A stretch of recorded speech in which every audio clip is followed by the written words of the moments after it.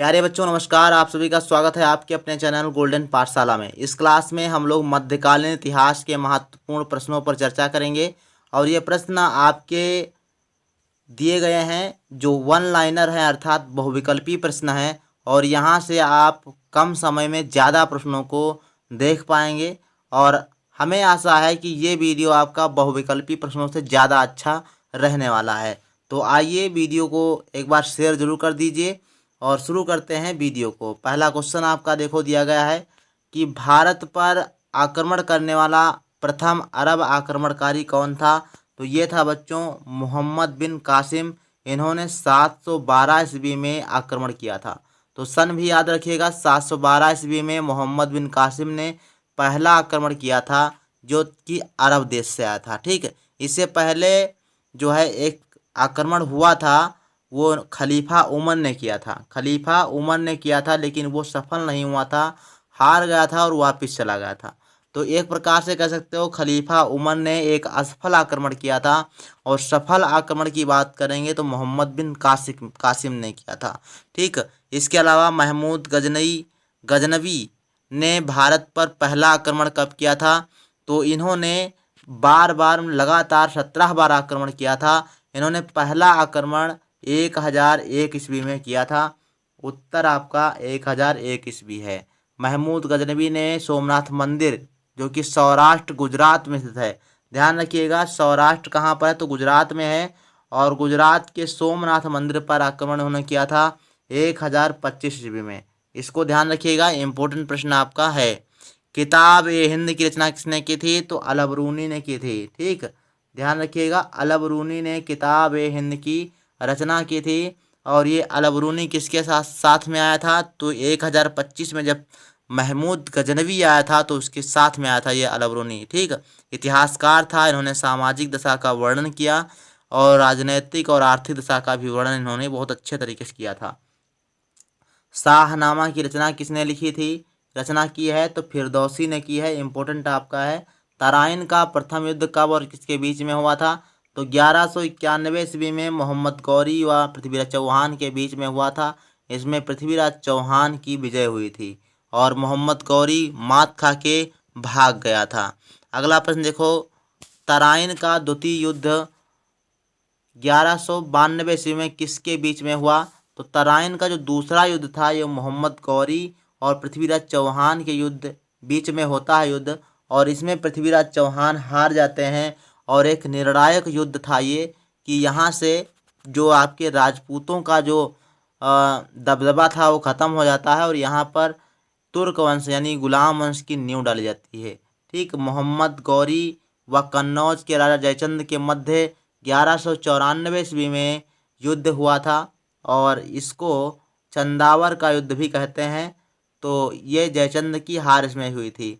ये जयचंद जी ने ही बुलाया था किसको, 1191 में जयचंद ने ही मोहम्मद गौरी को बुलाया था आक्रमण करने के लिए पृथ्वीराज चौहान के ऊपर, और बाद में पृथ्वीराज चौहान तो हार ही गया और मोहम्मद गौरी ने जयचंद को भी हराया 1194 ईस्वी में चंदावर के युद्ध में। और पूरा साम्राज्य, पूरा उत्तर भारत जब मोहम्मद गौरी लास्ट में गया तो पूरे उत्तर भारत पर उसका कब्जा हो गया था। तो इस प्रकार से आप इसको याद कर सकते हैं।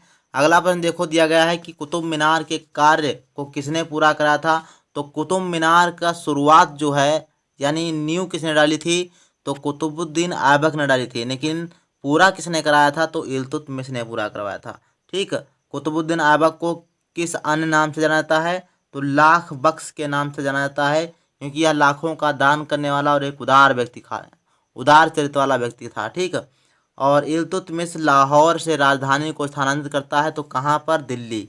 यानी जो कुतुबुद्दीन ऐबक थे उन्होंने जो है लाहौर में अपनी राजधानी बनाई थी, और जब इल्तुतमिश आए तो उन्होंने अपनी दिल्ली को राजधानी बनाया, और इसीलिए दिल्ली का वास्तविक संस्थापक इल्तुतमिश को ही माना जाता है। अगला प्रश्न, दिल्ली सल्तनत की प्रथम तुर्क मुस्लिम शासिका महिला शासिका कौन थी तो रजिया सुल्तान। ये आपका 1000 बार लाख बार इम्पोर्टेंट वाला सवाल है। ठीक, ध्यान रखिएगा। और 2.5 दिन का झोपड़ा नामक मस्जिद का निर्माण किसने कराया था तो कुतुबुद्दीन ऐबक ने कराया था। 2.5 दिन का झोपड़ा और कुतुब मीनार, 2 ही चीज़ें हैं जो इम्पोर्टेंट इनके लिए हैं। चौगान खेलते समय किसकी मृत्यु हुई थी? तो कुतुबुद्दीन ऐबक की चौगान खेलते हुए मृत्यु हुई थी। और हुमायूं की मृत्यु कहाँ पर हुई थी? तो शेरे मंडल यानी पुस्तकालय में सीढ़ियों से गिरने से हुई थी। ठीक, तो ध्यान रखिएगा, दोनों का नाम आपको इम्पोर्टेंट है, याद रखना है। हुमायूं की मृत्यु सीढ़ी से गिरने से हुई थी और चौगान खेलते हुए कुतुबुद्दीन ऐबक की मृत्यु हुई थी। देखो, जब आपका टॉपिक आ जाए तो उस समय चीज़ों को आप याद जरूर कर लीजिए, उनको रिपीट कर लीजिए, तभी आप याद कर पाएंगे। ठीक है, तभी आपके दिमाग में बैठ पाएगा। बैठ कब पाएगा? जब आप चीज़ों को रिवाइज करते रहेंगे। चंगेज खान ने भारत पर आक्रमण कब किया था? तो 1221 ईस्वी में चंगेज खान ने जो है आक्रमण किया था और ये मंगोल थे, ध्यान रखिएगा। किसने तुर्कान चहलगानी यानी चालीसा दल का गठन किया था? तो ये आपका इल्तुतमिश थे। इन्होंने 40 सरदारों का एक संगठन बनाया था जिसको तुर्कान चहलगानी या चालीसा के नाम से जाना जाता था। अगले प्रश्न की बात करते हैं खिलजी वंश की। खिलजी वंश में दिया गया है कि खिलजी वंश की स्थापना किसने की थी? तो जलालुद्दीन खिलजी ने की थी। और जलालुद्दीन खिलजी का भतीजा अलाउद्दीन खिलजी था और अलाउद्दीन खिलजी ने जलालुद्दीन खिलजी को मार करके जो है दिल्ली की गद्दी पर बैठा था। अमीर खुसरू किसके दरबारी कवि थे? तो अमीर खुसरू, ध्यान रखिएगा, ये अलाउद्दीन खिलजी के दरबारी कवि थे और जलालुद्दीन खिलजी के भी थे। तो ध्यान रखिएगा, दोनों में आपका नाम दे सकता है, चाहे अलाउद्दीन दिया हो और चाहे जलालुद्दीन दिया हो, दोनों के दरबार में कवि थे अमीर खुसरू। ठीक, जलालुद्दीन खिलजी की हत्या करके उसके भतीजे अलाउद्दीन खिलजी ने जो है, आगे क्या लिखा है, हाँ, खिलजी ने कब की थी, कब हत्या की थी? तो 1296 ईस्वी में। 1296 ईस्वी में जलालुद्दीन खिलजी की हत्या करके उसके भतीजा अलाउद्दीन खिलजी दिल्ली की गद्दी पर बैठा था। अगला प्रश्न देखो, दिया गया है कि बाजार नियंत्रण प्रथा लागू की थी। तो बाजार नियंत्रण प्रथा या अलाउद्दीन खिलजी ने जो है चालू किया था। और इसके अलावा आपको याद रखना है सार्वजनिक वितरण प्रणाली। सार्वजनिक वितरण प्रणाली की शुरुआत किसने की थी? तो अलाउद्दीन खिलजी ने की थी। और घोड़ों पर दाग लगाने की प्रथा इसने भी चालू की थी, अलाउद्दीन खिलजी ने चालू की थी। और अलाउद्दीन खिलजी के टाइम में बिस्वा नामक जो है एक भूमि नाप की इकाई रखी गई थी, बिस्वा। ठीक, ध्यान रखिएगा, बिस्वा जो थी वो अलाउद्दीन खिलजी के टाइम में आई थी। अगला प्रश्न देखो, सार्वजनिक वितरण प्रणाली की शुरुआत किसने की थी? तो अलाउद्दीन खिलजी ने। मार्को पोलो का नाम इटालियन यात्री भारत कब आया था? तो 1288 ईस्वी में। ठीक, मार्को पोलो। अगला प्रश्न देखो, दिया गया है कि मोहम्मद बिन कासिम दिल्ली से राजधानी बदलकर कहाँ ले गया था? मोहम्मद बिन कासिम नहीं, सॉरी, गलत पढ़ दिए हम, मोहम्मद बिन तुगलक है। मोहम्मद बिन तुगलक दिल्ली से राजधानी बदलकर कहाँ ले गया था? तो ये देवगिरी 1327 में मिलेगा था। और देवगिरी को दौलताबाद भी कहा जाता है, कभी कभी आसमान में दे देता है। ठीक है, तो दौलताबाद भी आपको याद रखना है, दौलताबाद। ठीक, आगे प्रश्न चलते हैं। तो दिया गया है मोहम्मद बिन तुगलक का वास्तविक नाम क्या था? तो जौना खां।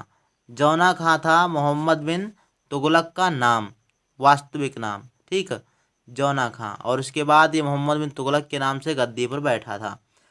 कृषि विकास के लिए दीवान कोही विभाग की स्थापना किसने की थी? तो मोहम्मद बिन तुगलक ने की थी और इन्होंने कई अच्छे कार्य किए थे। तैमूर लंग ने किस वर्ष भारत पर आक्रमण किया था? तो 1398 ईस्वी में किया था तैमूर लंग ने भारत पर आक्रमण। और इन्होंने खिजर खां को जो है शासक बना के चला गया था ये तैमूर लंग, इसको भी ध्यान रखिएगा। ठीक, और खिजर खां के टाइम में ये आया था। तुगलक वंश का अंतिम शासक कौन था? तो नासिरुद्दीन महमूद था, ये भी आपको ध्यान रखना है। फिरोजाबाद जौनपुर नगर की स्थापना किसने की थी? तो फिरोज तुगलक ने। इब्न बतूता किसके शासनकाल में आया था? इंपोर्टेंट प्रश्न है, मोहम्मद बिन तुगलक के शासनकाल में आया था इब्न बतूता। इब्न बतूता कहाँ का था? तो मोरक्को निवासी था। तो ये इतने प्रश्न आपके तुगलक वंश के बनने वाले हैं। अगले प्रश्न पर चलते हैं। तो पानीपत का युद्ध आ जाता है यानी लोधी वंश से। यहाँ पर बात करते हैं तो पानीपत की प्रथम लड़ाई किसके बीच में हुई थी? तो इब्राहिम लोदी व बाबर के बीच 1526 ईस्वी में पानीपत की प्रथम लड़ाई हुई थी और इसमें बाबर की विजय हुई और इब्राहिम लोदी हार गया था, जिसकी वजह से सल्तनत काल का अंत हो जाता है और यहीं पर जो है मुगल वंश की नींव पड़ती है। ठीक, ये भी आपको याद रखना है। वास्को डिगामा भारत कब आया था?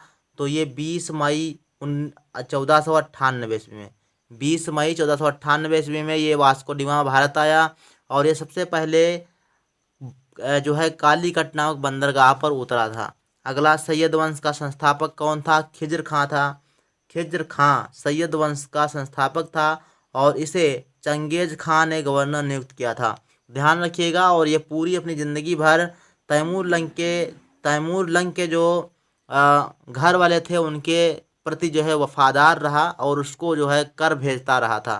ठीक, तो ध्यान रखिएगा। दिल्ली से राजधानी हटाकर आगरा किस शासक ने कब की थी? ठीक, तो दिल्ली से आगरा स्थानांतरित करने वाला कौन था? तो सिकंदर लोदी थे और ये 1504 ईस्वी में जो है किया था। 1504 ईस्वी में दिल्ली से राजधानी हटाकर आगरा ले गए, क्योंकि इन्होंने ही आगरा नामक नगर की स्थापना की थी, सिकंदर लोदी ने। ध्यान रखिएगा, इंपॉर्टेंट प्रश्न आपका यहाँ से बन जाता है।